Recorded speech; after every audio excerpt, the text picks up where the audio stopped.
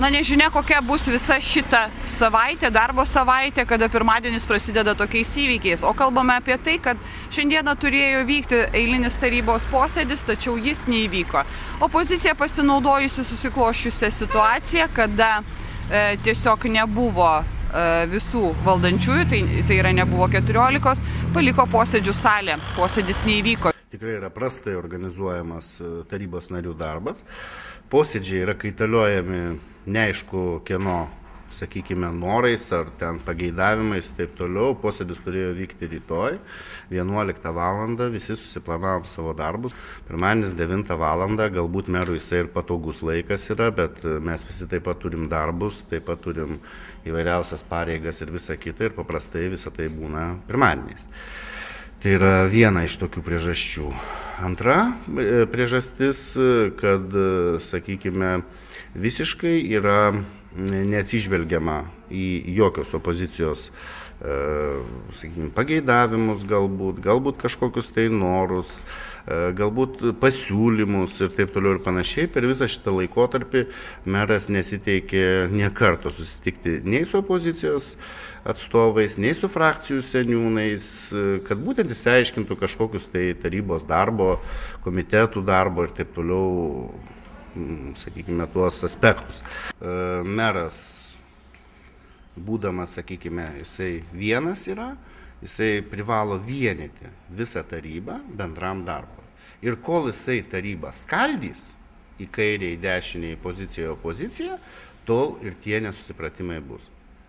Todėl kreipiuosi, gerbiamas mere, būkit toks malonus, sukvieskit opozicijos atstovus, jeigu norite, kad ir toliau būtų darbas konstruktyvus. Jeigu jūs skaitote, kad užtenka tik tais šitų žmonių, kurie yra išrinkti pusės gyventojų,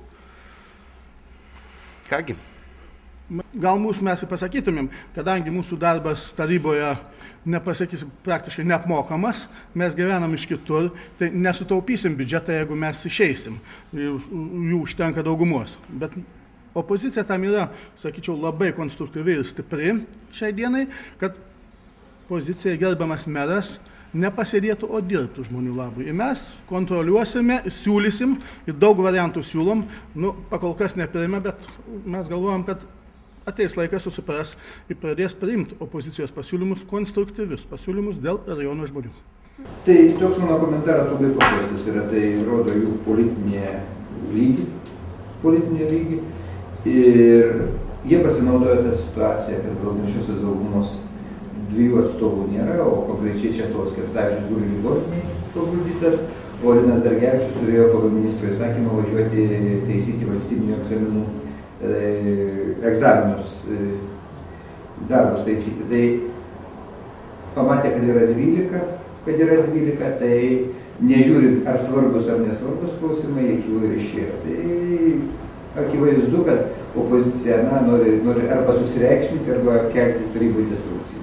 Bet šičioje nematau jokios problemos, po kelių dienų mes sušauksim tarybos posėdį ir jeigu jie nenorės, galės nedalyvauti, tai mes ir su 13, su 14 balsų viską galime padaryti. O jeigu jie nedalyvaus, žinom, pagal įstatymą labai aiškiai nuostata yra, kada tarybos narys 3 posėdžius praleidęs be pateisinamos priežasties, iš jo yra atimamas mandatas. Tai jeigu jie nori, kad būtų atimtas mandatas, gali ir dar 2 posėdžius išeilės neateiti į posėdžius.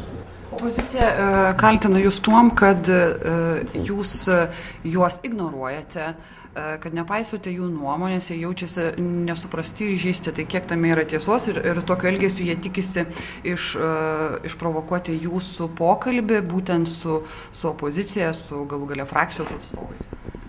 Aš nežinau, kur mes juos ignoruojam. Nežinau, man sunku komentuoti, ko aš negirdėjau. O tai gal vis tiek planuosite kažkokį tai racionalų pokalbį, jeigu jie jaučiasi jau taip įžeisti, kviečiasi žiniasklaidą, bendrauja ir teigia, kad yra šiokių tokių nuoskaudų? Mero durys yra visada atviros visiems miesto gyventojams, o tarybos nariams bet kada. Bet kada, jeigu nori ateiti, kalbėtis, prašau, gali ateiti. Aš tai jokių sunkumų nei valdančioji dauguma, nei aš nepatiriu dėl to.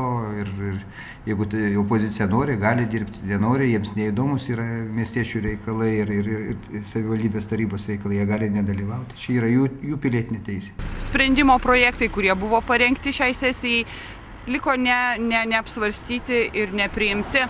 Tai maždaug 50% klausimų buvo tokių, kurias reikėjo įspręsti būtent šiandien arba iki Liepos 1 dienos.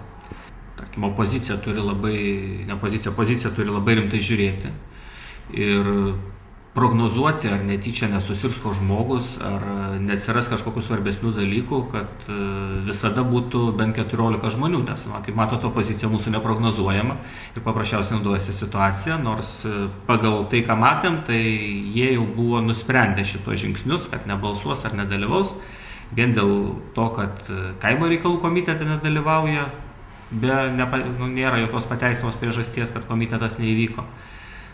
Tai tarkim, žmonės, rinkėjai, kurie išrinko, tegul pamato, kaip dirba jų išrinktieji.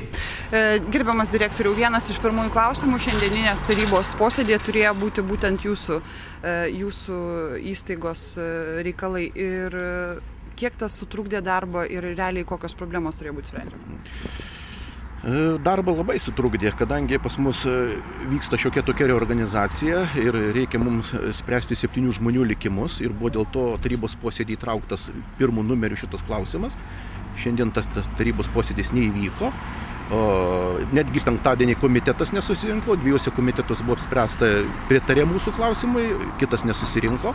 Ir mes kaip vadovai įstaigų susirinkę 10 įstaigų vadovų pristatyti savo klausimus, laukiam kaip mokinukai už durų, kada mus priims, bet niekas neteina, net ir priimti tų mokinukų.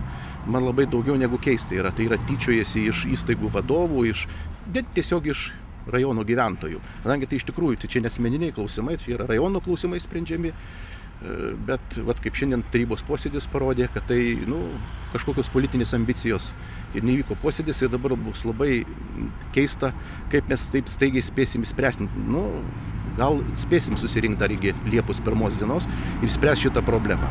Ir jūsų būtent opus klausimas dėl etatų, tai dabar tiesiog žmonėms turite ką pasakyti? Dabar neturim, dabar jie gali kreiptis į politikus ir paklaus, kodėl neįspręsta mūsų šitą problemėlę. Iš tikrųjų galėjo būti šiandien įspręsta ir buvo paruoštas klausimas, bet turi kreiptis į tą, ką rinko, į tos žmonės. Pateikėme jums visų tiek opozicijos, tiek valdančiosios koalicijos atstovų nuomonę, o spręskite jūs patys. Mes rinkome, mes balsavome, šiandien turime, ką turime.